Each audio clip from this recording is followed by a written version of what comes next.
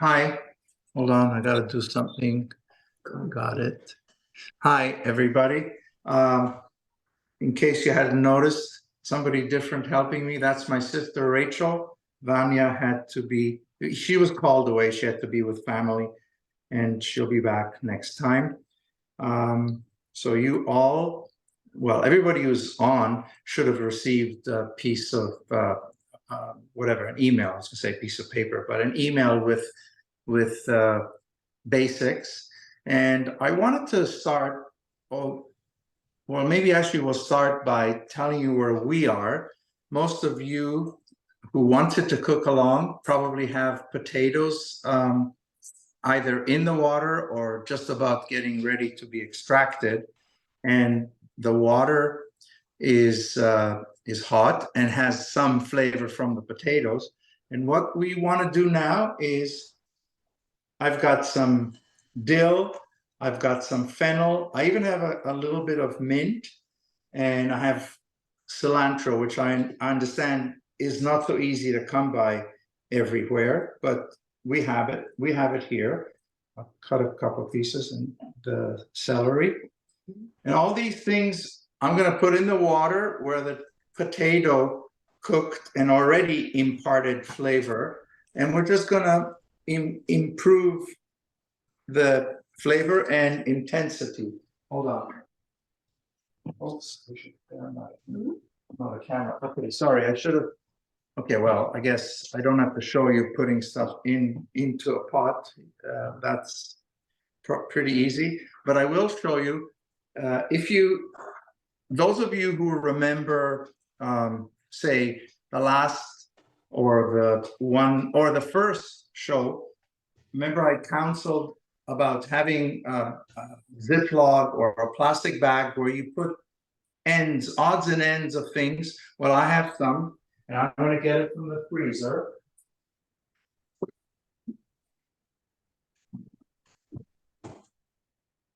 So this is the kind of stuff that, like I said last time, I always have a bag in the freezer where I'll put the ends of an onion, the ends of carrots. In this case, I've put some cilantro, actually the root, which is very flavorful. You would not typically eat it, but it's great for the soup. And I've got a couple of hot pepper, in one case a half, in another case a whole. And I'm going to put that into the water, and then we're going to put the corn in, and we're going to boil it, and then we're going to talk about the potatoes. But while we're doing the potatoes, the corn will drink up the flavor from the potato water with all the extra stuff that we put in. Whatever herbs you have, if you have basil, put that in.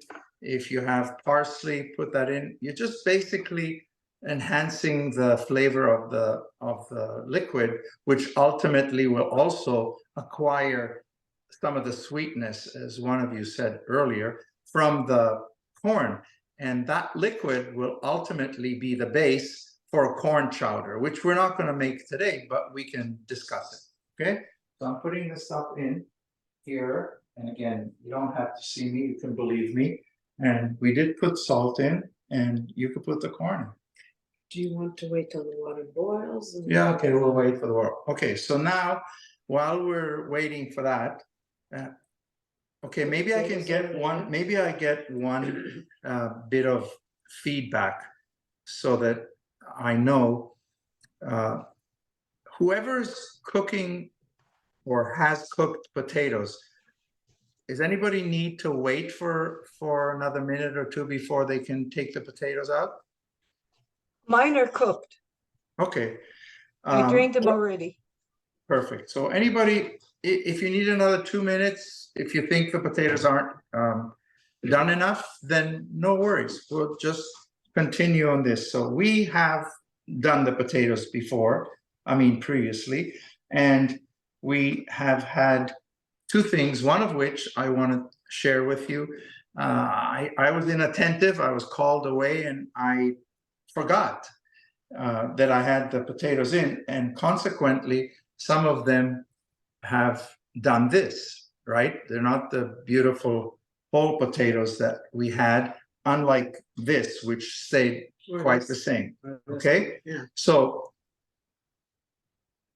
adapting to the situation, we're still going to do what we're going to do, but here Rachel has already done some.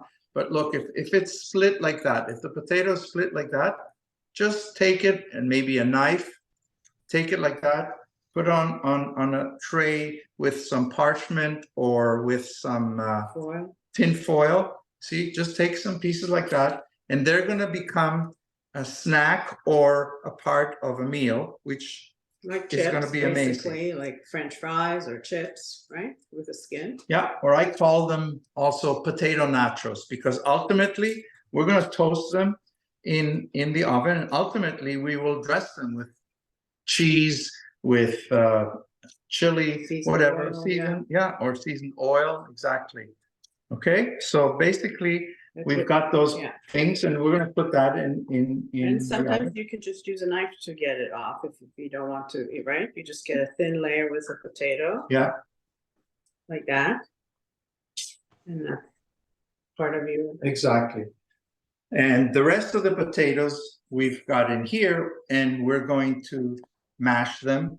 And I was kind of whatever, ambitious to see if any of you had remembered and had decided to, when we made paste 2 or 3 sessions ago, to save a little bit of whether it's basil or arugula or just garlic paste that we made, and you could use that in the mashed potatoes, which we will shortly mash. Anyways, the other thing that you could do with this, so okay, so show me that. We have a tray here filled with those skins. Skins with the potato. I'm just gonna put some salt and pepper and a little bit of olive oil on it, and then Right. we'll bake it at 450. 450, because remember, they're already cooked. All we want now is to crisp them and brown them.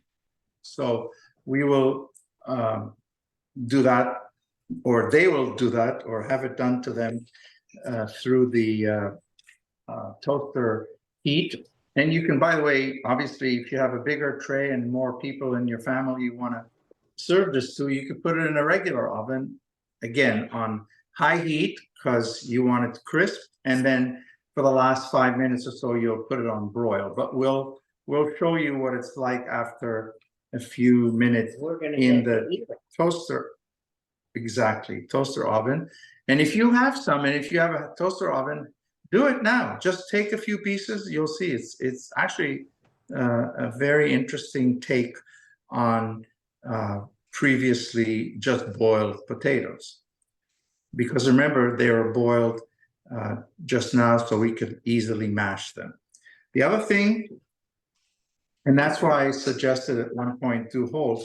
See, I don't know if you can see the fact that this potato half, unlike this, which is getting ready for the same treatment, has been hollowed. If you remember, again, 2 sessions ago, we talked about, I think it was with zucchini, which we called like canoes or dugouts. And same thing with potato. It's really quite remarkable how potato lends itself to being like a carrier. You put that, take this little bit out, which we've kind of cut out. You can use a spoon after you've cut out the fringes. A spoon comes under. And the same thing as with the potato chips, although we're not going to demonstrate that, but anybody who's listening can figure it out.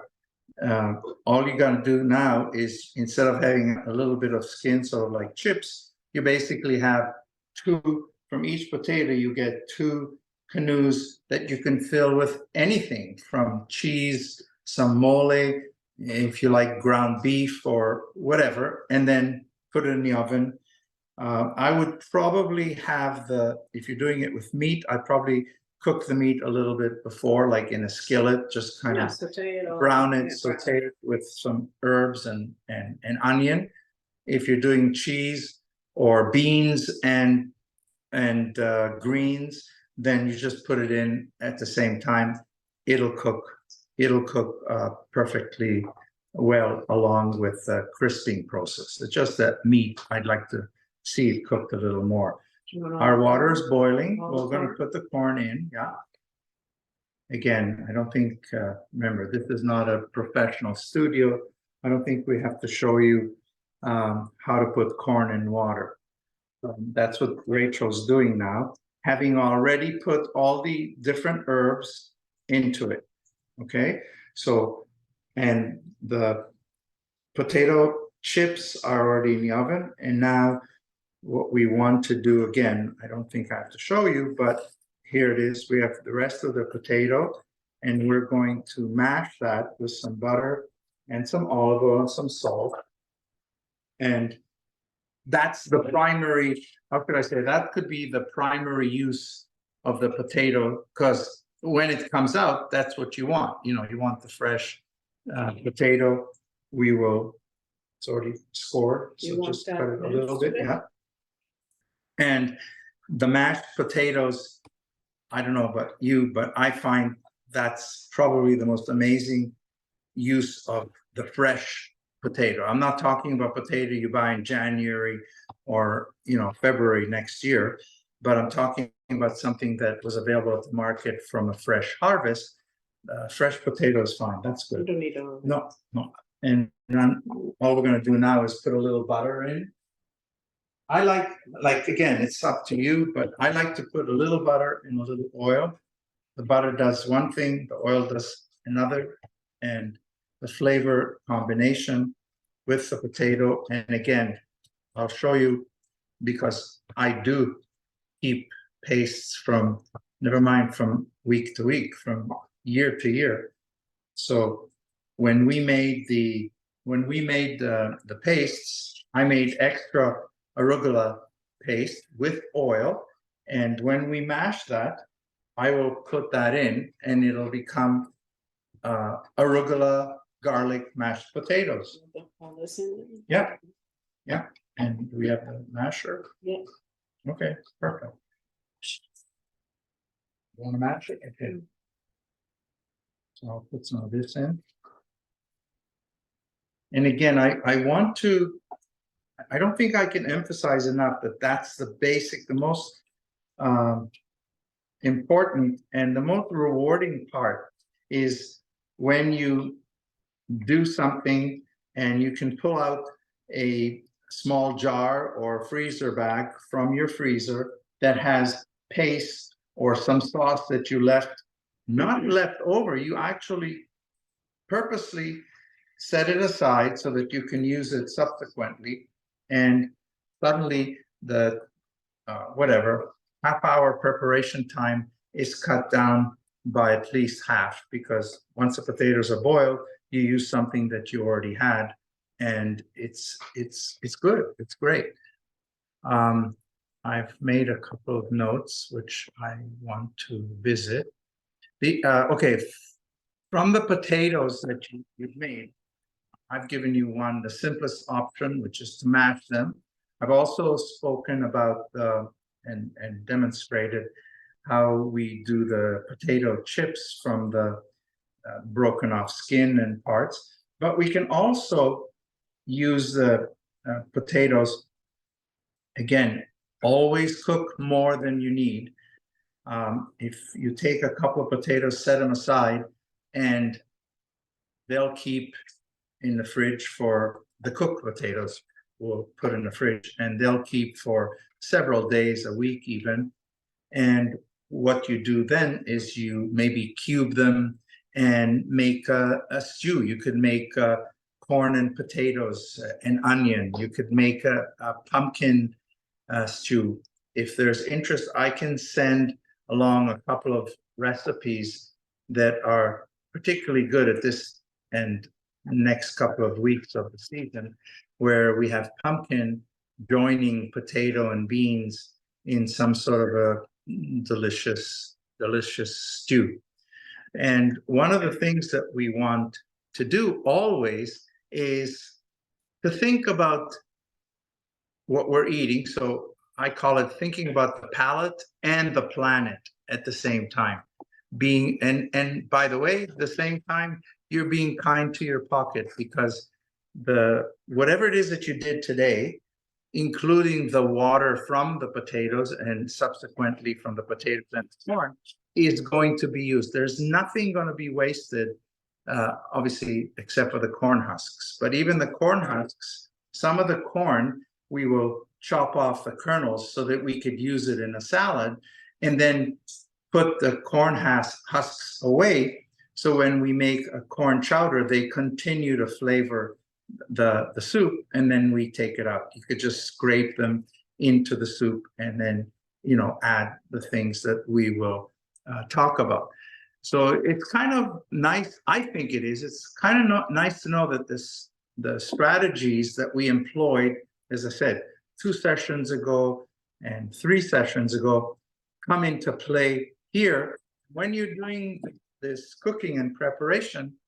For me, anyways, it's rewarding to know that I've cut my cooking time because I've prepared stuff the last time and I can use it. One of the foremost objectives, you know, in my having written this book, is for these short sessions to transform what's on the page into both reality, but also into food for thought in your mind, so that whatever there is, there's the stages. We've showed you the potatoes that started off. We now mash them, and if you need it, can you put some of the liquid from the corn if you don't want to use much oil and you want to make this? Yes, that's a great idea. Softer, right? Always, yeah. Add water, that seasoned liquid, right? Right. So you could take, when you're mashing the potatoes, it's, you know, people sometimes add milk or even cream in some places. I'm not a fan of adding either, but again, if you like it, just like you add butter and oil, you could use a little bit of milk. But as Rachel said, if you use the liquid in which they were cooked, it has added flavor, yeah. And it can make it like fluffier, softer, and easier. I did. I think we should put a little more salt, because the salt was just in the things. So yeah, so the liquid would give it a lot of flavor, I think. Right? Yeah. And as much as anything, you know, we talk about mindfulness in cooking, you know, the inevitable outcome is that people get ideas. Like, in other words, you're thinking in terms of, okay, so I've got these potatoes, they're like the raw material, they're like a canvas, if you like, or clean sheet of paper on which you can articulate different ideas. Some of you might have already thought about, oh, well, I have some broccoli left over, or I have some spinach. Anything you add to potatoes, and obviously we will show you, but again, I'm sure most of you have done it previously. Just add some cheese, any kind of cheese that you like, you grate on top, and it's enhanced both taste as well as nutrition. And yeah, we'd like to encourage you to think while you're cooking, to think ahead and just enjoy the process, because I don't know if anybody else has had that feeling, but when I'm really into cooking, preparing a meal, whether it's just for myself, which happens often, or family or friends, it's kind of like a period where I don't think about anything else. It's kind of almost like meditation. The only time I never meditate, but I consider myself to have meditated when I'm in the kitchen or in my garden, because I just focus on what's there. You can't be said to be meditating when you're focusing on your work, because then, you know, there's lots of stuff going on, obligations and that. But this case, it's not obligation. Yeah. Wow. That's amazing. You guys should put a little bit of the liquid into the potatoes, and now mash them some more. And you can even enjoy it now if you know, unless you're preparing it for dinner. See, that automatically makes everything softer, easier, silkier. And by the way, I would like to think that every one of you by now has at least extracted the potatoes, and those of you that have corn have put the corn in with the herbs and did not forget the chili pepper, unless they are averse to chili pepper. No, that we'll do that with the thing. I'm gonna just check on I the. checked the Okay. skins, they're not ready yet. Are we gonna do? Should I Did you take put the on corn broil? out? No, Not no, yet? corn should cook for a little while. Yeah, that's the other difference. When you're making corn this way for this purpose, for these two purposes, in fact, three. The first one is, as I said, to make a great broth that'll be a starter for a great corn chowder or some sort of a soup with corn. And I'll tell you more about that.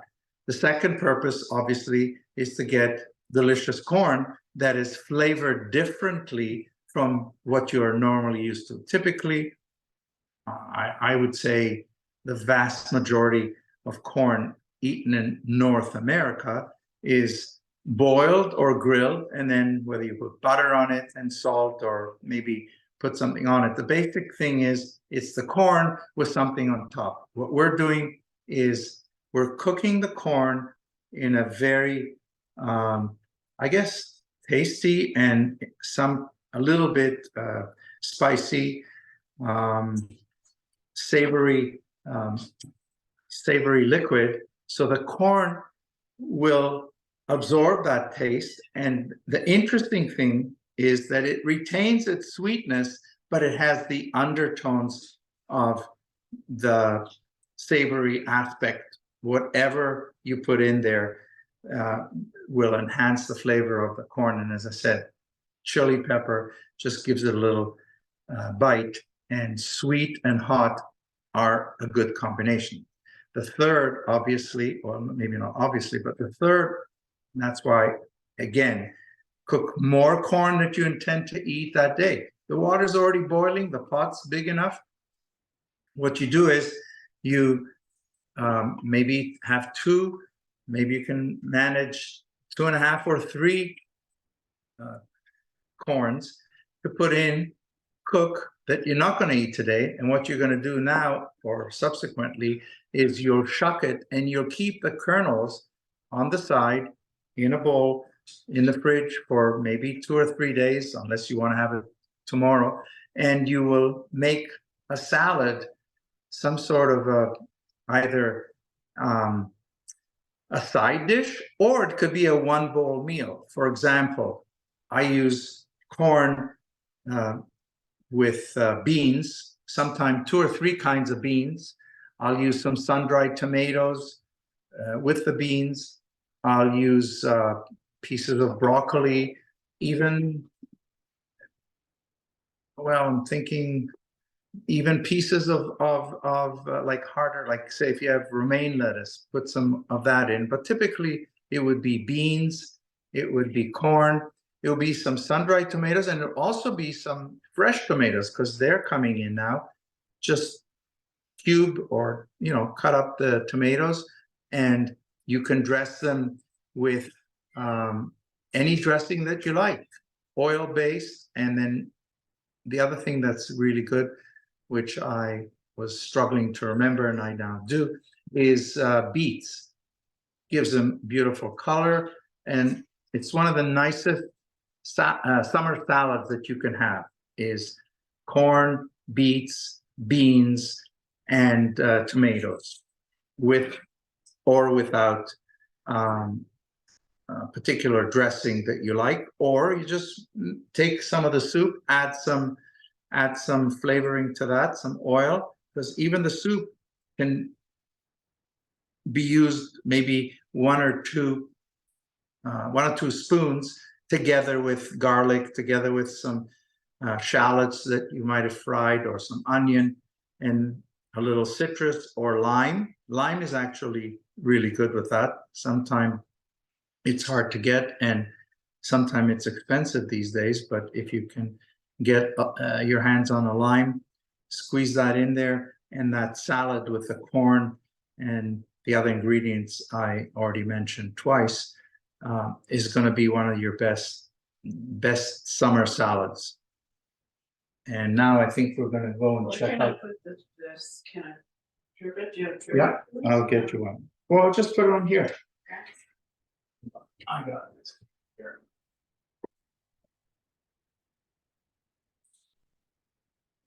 Here. So here, we now have the chips ready. You could have made them crispier if you wanted to. You could have taken them Or you out can earlier. still put the cheese on Yeah, and put it back in. Exactly. So now I'm gonna put it down. And I think, is it your job or mine to grate the cheese? I'll grate the cheese. Okay, so we'll grate some cheese on that. And again, there's no limit to the imagination. If you had, and by the way, I do that. If, say 2 days ago or 3 days ago, I had some bacon or some cured pork that I used to season something or to add flavor to a pasta dish, I will also always, and I mean that with no exception, I will have several bits of bacon, more than what I intend to use, and I'll put them in the fridge or in the freezer, because they, in either a microwave or an oven, they get resuscitated to crispness that you want. Then you break it up and you put it on top of these if you want. I gotta taste one. Right. Thanks. So yummy. Yeah, no, it's really amazing. It's like having and it's chips, easy, yeah. fresh, and they're so good. Look, with some cheese on it. Can't go wrong. Yeah, and if now I'm hooked. And now, by the way, you could also remember, I think it was 2 sessions ago, when I said you should always freeze some chilies, some hot pepper, because if you wanted, you could now grate frozen chili on top of that. There'll be like a little powder. And you can also, by the way, grate bacon. People do that, and people have also, there's a couple of chefs I know, well, one of them I know, one of them I know of, who will take a sausage that you, again, make extra on a night that you have sausage. You get a chorizo sausage or somewhat spicy Italian sausage, and once it's cooked and cooled down, you put it in the freezer, and then you take it out when you have something like this, and you simply take that micro grater or any kind of grater, and you grate the frozen sausage on top. Tiny pieces come out and they immediately, obviously, thaw, but the heat of the chips and the heat of the cheese, or you can just put it back in the thing, but normally you can just grate it on top and eat it right away. But now we're going to put it in to get a little crispier. And the thinner it is, like here, the skin, hardly any potato. It's so crispy. It's amazing.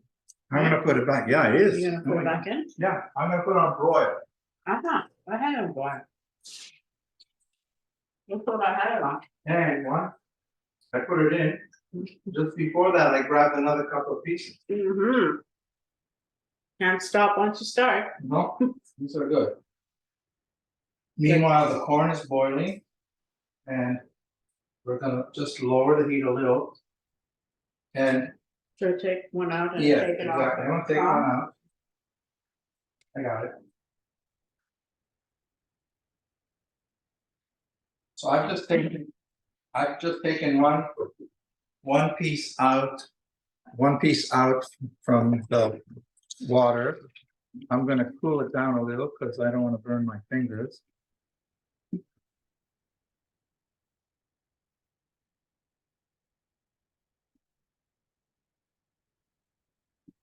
Yeah. And this one is supposed to eating off the cob. This is the one where we're gonna cut it, put the kernels in a bowl, and we're gonna reserve them. Again, if you want to eat them tonight, if that's your plan, you will put it in a bowl and create whatever dressing you wanted to create, and have it with whatever you want. By the way, I spoke about bacon. I typically don't think in terms of meat when I do these things, but the corn salad I spoke about before, would be exceptionally good with pieces of sausage, hot dog, whatever it is that you like from that kind of preparation. Yeah, it's too hot. No, it's hot a bit, but I'm just thinking of what to put around so the corn doesn't flame. Well, actually, what I found, I'll show you something. I found this. It's counterintuitive, but I just cut it like that. Oh, okay. See, and by the way, if you cut the corn this way, It's a good way. it's a lot easier. It's a good way. Yes. It's So you can burn your hands. Just wait. But yeah, so you cut it this way, because remember, Yeah. if there's a little bit left on the cob, it's Put it always back. going to be used And you can put it back for in the soup. Yeah, stock, and it's then going to boil make some sauce. broth. Actually, that gave a good idea. Why don't you get 2 more corns Yes. or 1 and just let it cool down? Okay. So basically, these are the kernels that we're going to incorporate into a salad. Whatever salad comes to your mind, whatever you like to have with corn, besides burnt fingers.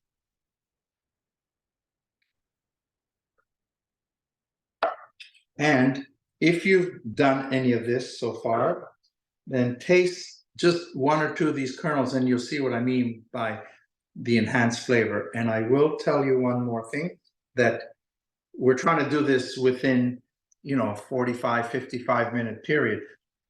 This kind of corn preparation, if you leave the corn in for an hour, no problem, it's even better.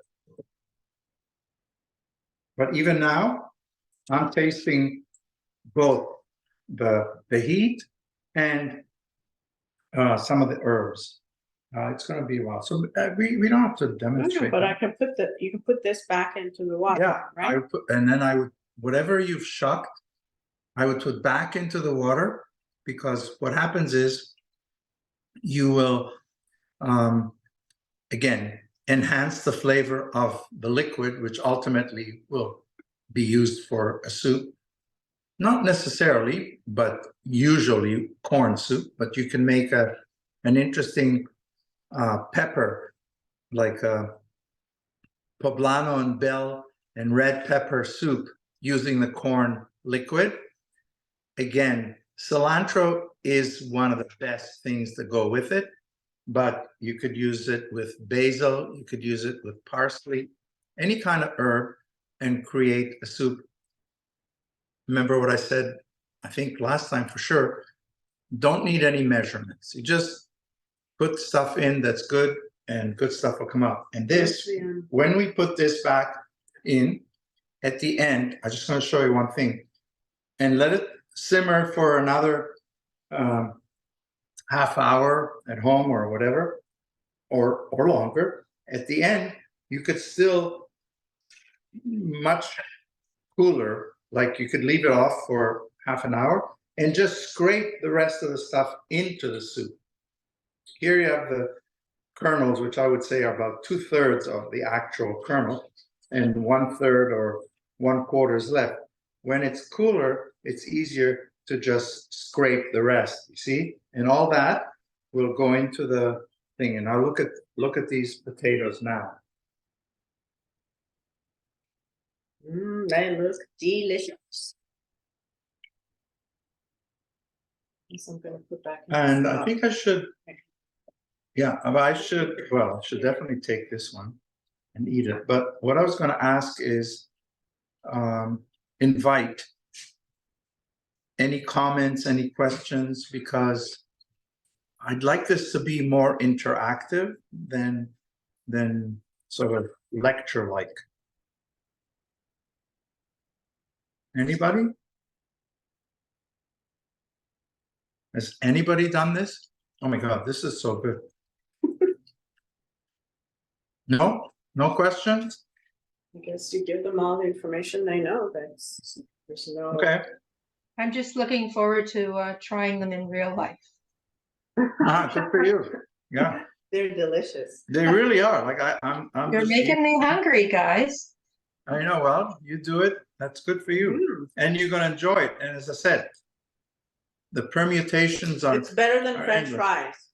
It is, and healthier, because they're not Well, the skin is always the healthiest anyways, right? Yeah, and they don't have any, I mean, they have some oil, but it's olive oil and really very little. Very little. I mean, just drizzled, I it's think we so just light. drizzle a little bit, make them crunchy, and then with the cheese or the dressing.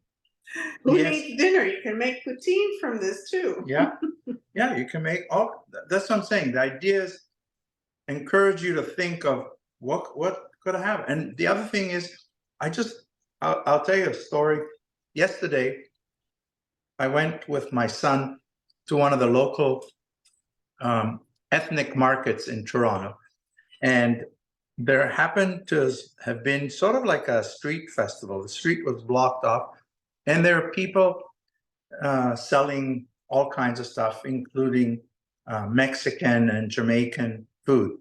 And one thing that struck, actually, my son kind of brought to my attention the fact that there were some nice tacos that we ended up purchasing, but the same stand had nachos, and the guy opened up a bag of nachos, which you can buy in any store, and he poured some cheese that was melted in a pot on them, and he sprayed a little bit of ketchup and hot sauce, and he charged $12 for something that probably costs $1.50, and you could make better at home. And that's with nachos. It's even better with potatoes and healthier. You know, not processed food, but really great fresh Ontario produce that you transform into three things, basically. Anybody else? I gotta put this. I knew if I'd make it, you'd be eating it. I would. I am. Amazing. Do you want a piece? Anybody want to try? Yeah. Save me some. I'll save you. good. Are you coming over? I'll save you some. UPS. Sure. Oh my God. Come over and I'll save you. Sure. I'll bring some home.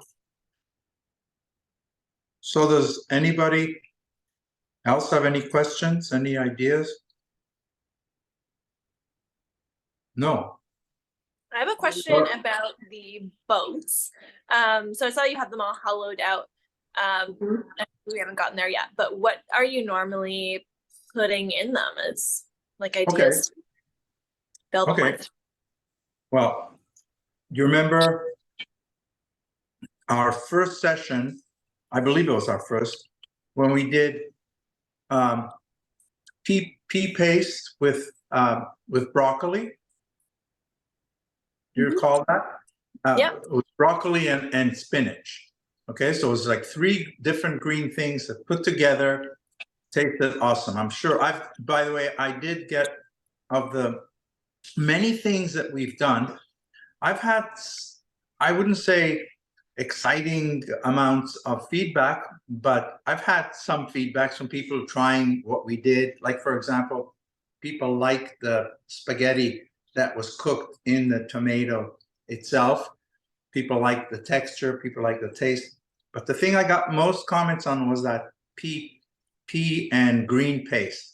So, and again, I keep saying that, and I probably will every session. The idea is that every time you make something, you save some, because you can create basically another variation using the same. So even like, for example, when we made tomato sauce last week, Vanya and I saved some tomato, and then, I mean, some of the sauce, and then 3 or 4 days later, she had made some toast, like some bruschetta, and put some of the tomato sauce and maybe some basil or arugula on top. So coming back to your question, if you had saved some of that pea paste, if you started to think the way that I do and have for years, is never, ever, and I mean that, virtually never, have a session in the kitchen that doesn't result in something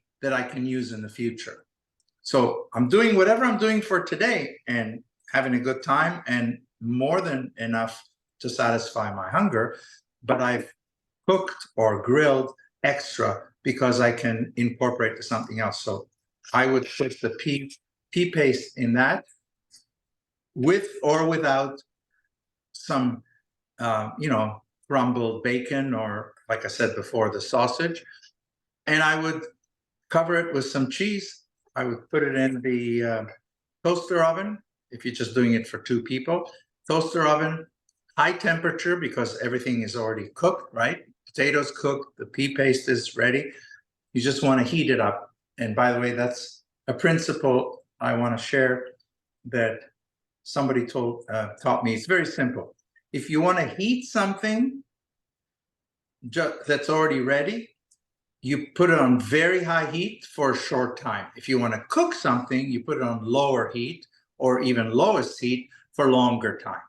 So heating versus cooking. So in this case, you're going to heat it up. You're going to put the pea and green paste with the cheese on top, maybe 5-8 minutes in the toaster oven. You could also use a microwave if you want, but the microwave will not allow you to then turn it on to broil and brown the top and really make it extra, crisp on top. Another thing you can also do is the mashed potatoes that we made.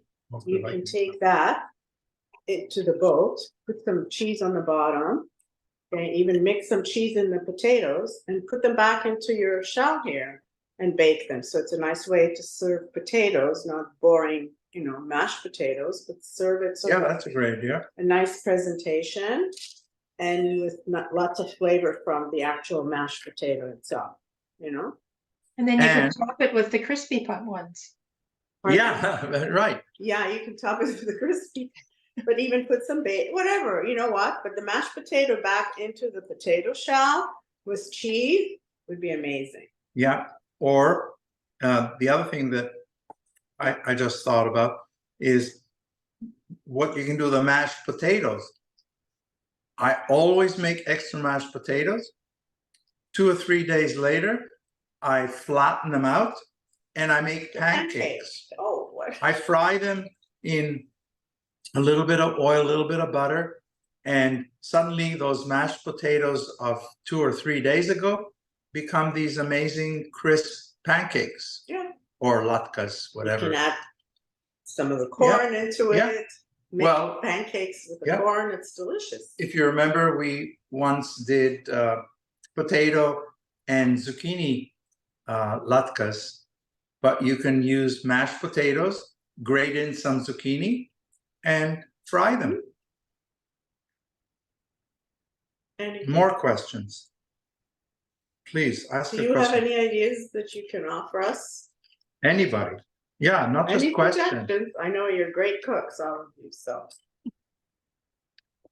I think the potato calls for the chili inside and the cheese on top. Right. Right, that's a nice. That's a good one. Yeah. Yes, for sure. Mhm.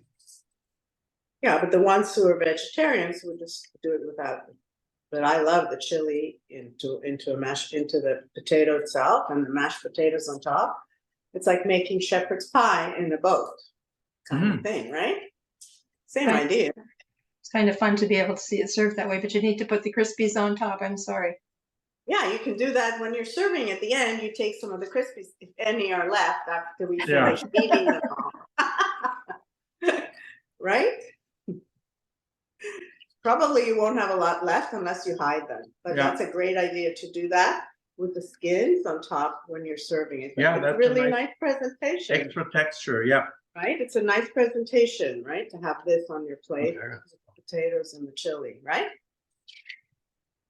So I want to take maybe 2 minutes more to just talk about the liquid, okay?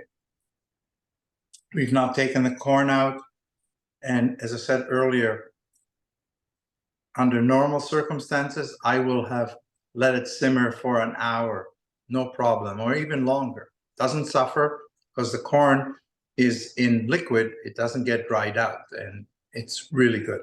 So the corn itself is great, but now you have this liquid. And again, encouraging you to be creative and think. I'll only give you some ideas, no measurements required.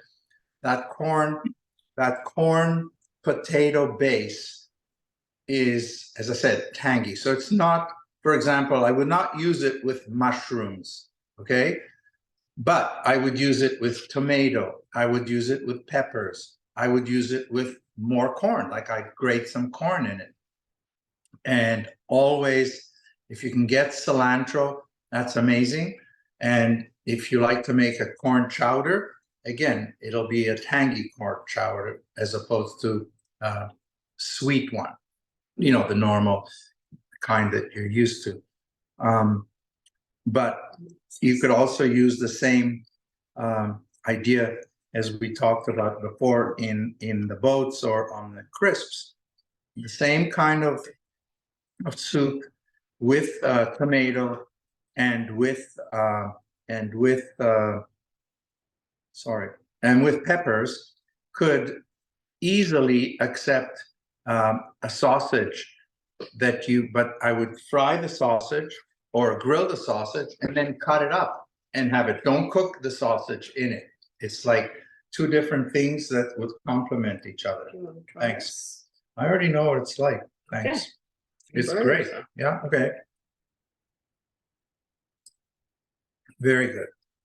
Okay. By the way, always with this soup, unless you're using tomato, which is already acidic, when you're making whatever soup it is with pepper or corn, a little bit of lemon or lime just kicks it up. And if you make tomato salsa or green tomato salsa, you add that at the top, at the end as a topping.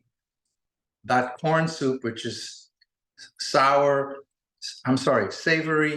sweet, and maybe a little spicy, will enjoy some sourness added to it.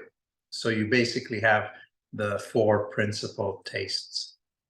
Season it with some salt.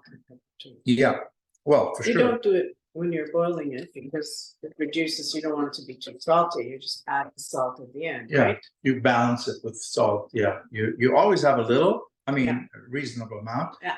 But then I would add salt later. And pepper. Yeah. And again, some hot sauce or hot If pepper. you like it hot, yes. Yeah, or chop some herbs, chop some cilantro. Yeah, to the soup at the end would be great. Yeah.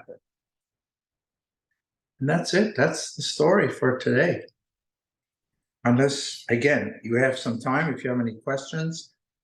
But keep remembering what I try and keep reminding you about is whenever you're doing any of this stuff, whenever you're cooking any of this stuff. Never throw anything away. Exactly. And do something that you know. Question. Yes. Sorry, I didn't want to interrupt, but I wanted to get my question in there. Please. You might have answered it because I'm sorry I didn't get the first couple of minutes of the video. But No, tell me. so when I'm cooking potatoes, I always salt the water. But I've seen a lot of cooking shows where they don't, and they put the salt in later. So for corn and for potatoes, do you salt the water or all the time? Yes, when you cook? all the time. Yes, and if it's one of the few things, I don't claim expertise, but like everybody else who likes to eat and cook, I claim that I have some, opinions and some tastes. And I cannot imagine ever cooking potatoes without salt in the water. Yeah, but There's just no way. And the reason in this case, normally if I just cook corn, I won't put salt. In fact, I know people who put half a spoonful of sugar, even though the corn is sweet already. For some reason, a couple of corn growers have told me that that's what they do, and I've tried it, and it's great. But this particular treatment, I do put salt because, remember, I'm putting all kinds of savory things and chili pepper, and I want it to be a little salty, and it acquires it, just like the potato. I mean, potatoes, seriously, I can't imagine having I'll always salt them at the end and balance, whatever. But I cannot imagine ever cooking potato without salt for any reason. yeah. Thank you. I agree, but I was confused. Thank you. No. Hey, there's all kinds of Everyone. people want to do things and different opinions. I tell you something that I learned, again, just came back, and I've been cooking for decades, okay? Seriously, and loving it. And yet, it was just last year, at the end of last year, it wasn't a cooking show, it was, I was connected to some app, a cooking app, and they had some demonstrations, and there was a chef from Germany who totally upended everything or much of what I always believed to be the best way to make stock. And whether it's vegetable or if you're making chicken stock with bones or whatever, you start off with the coldest, absolutely coldest water and ice cubes, and you heat it to the minimum, degree that you can. So it'll take maybe 3 hours to come to a next to a boil, seriously. And basically, and he persuaded me, and I tried it, and I've never gone back, because what happens is that if you want the flavor from the bones, or the carcass of a turkey or whatever, or shrimps, for example, you want to make a seafood or fish, then you want to have the slowest time to get to heat, because all that time the water sucks out the flavor from whatever it is that's in there, including the herbs. On the other hand, if you want to make a soup, you do the opposite, because now what you want is the what's it called? Whatever you're using in the soup, whether it's potatoes or broccoli or tomatoes, you want that to absorb some of the flavor from the liquid. So if you're going to use this corn potato liquid to make one of the soups I suggested, and by the way, I'm happy if you can use Lindsay as a go-between. If somebody has a question, for example, I want to do this, and do you have any idea about that? I'll be happy to answer. For example, if you pick up next week in the market something and you want to incorporate it into the soup, I'll be happy to send you an email and tell you what I've done under similar circumstances.